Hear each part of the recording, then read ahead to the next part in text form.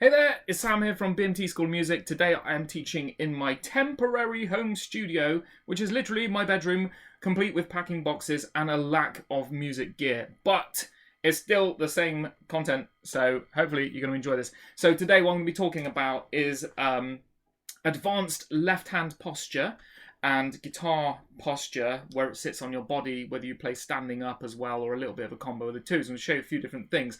I'm going to be demonstrating this with a grade 8 scale with the whole tone scale. So we're going to go through this just as a little recap to begin with. So if we start in G, so G whole tone, and what we're going to be using is this big shape, and I like to call this shape big shape, so it's the nickname that I have when I'm teaching scales to students.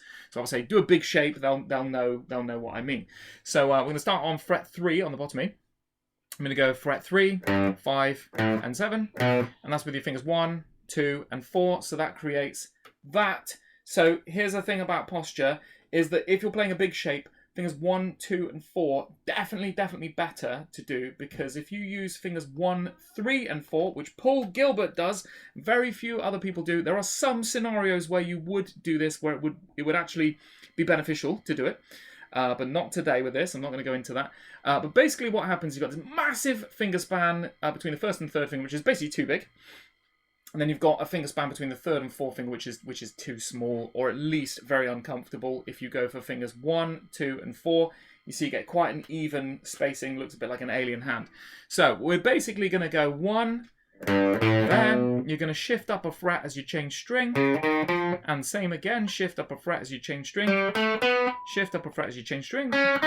Once you've done those 4 strings, 1, 2, 3, 4, then your middle finger is going to hit that there, which is another G. That is without changing position. It'd be quite tempting to have an automatic reflex where once you get to that, you're going to change position again, which we don't want to do. Okay, so we've got 1, 2, 3, 4, and then stay in the same position. Just hit that middle finger on fret 8 of the B string, and then you're going to return back down. If you already know this scale really well, fine. You could have skipped this bit anyway. So that's your G whole tone scale. So a bit about posture. Basically, we'll start with how the guitar sits. So I found when I was learning grade 8 scales and learning 3-note per string scales, I really had to re-accommodate my technique entirely, really, because I just was used to playing things like scales that are in one position, like if you had a G minor pentatonic.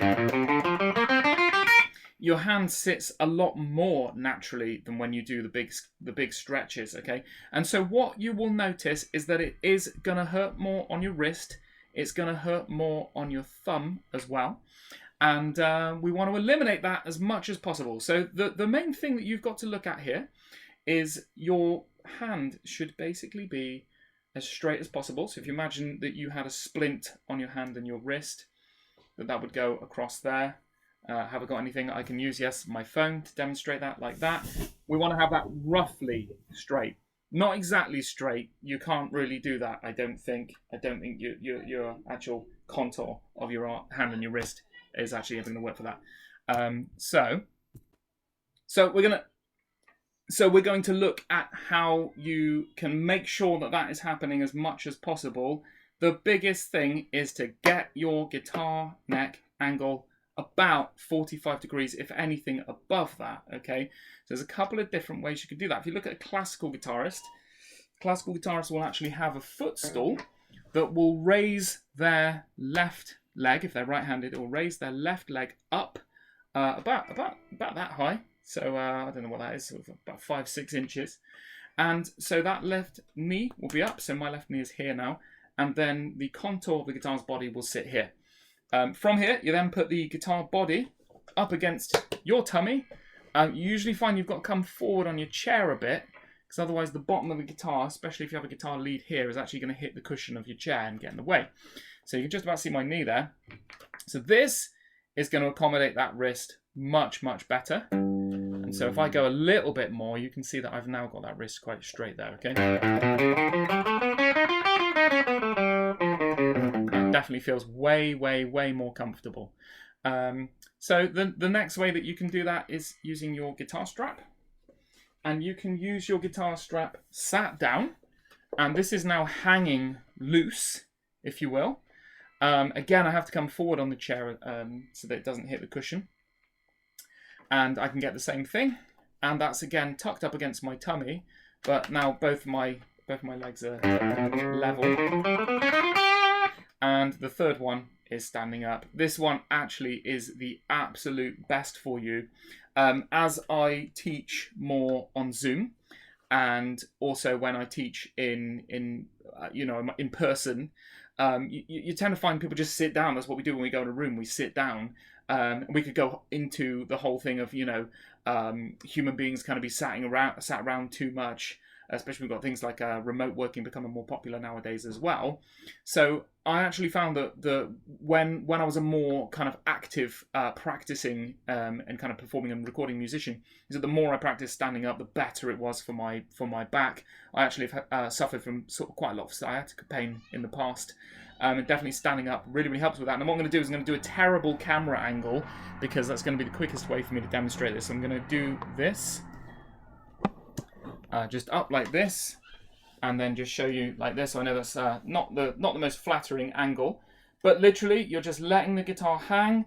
The guitar is set up so that the bottom of the guitar is roughly about that much further down from your belly button, or it's roughly where your belt line is. Everybody's different sizes, so this will be slightly different, but now I've got that accommodated. Great thing about this is that if you need to, you can come back down again for kind of easier stuff. And you can come up for the harder stuff. So sometimes when you see people like Slash or some really crazy guitarist, they're kind of playing chordal parts. And when they do a solo, they're kind of playing like this. But actually, that doesn't just kind of look good, kind of doing a rock pose. It actually serves a practical purpose, and that is my little 5-minute lesson on posture, getting your left hand in a better position for 3 note per string scales. But this can apply to anything really where you're finding it's feeling uncomfortable. Take care. Bye-bye.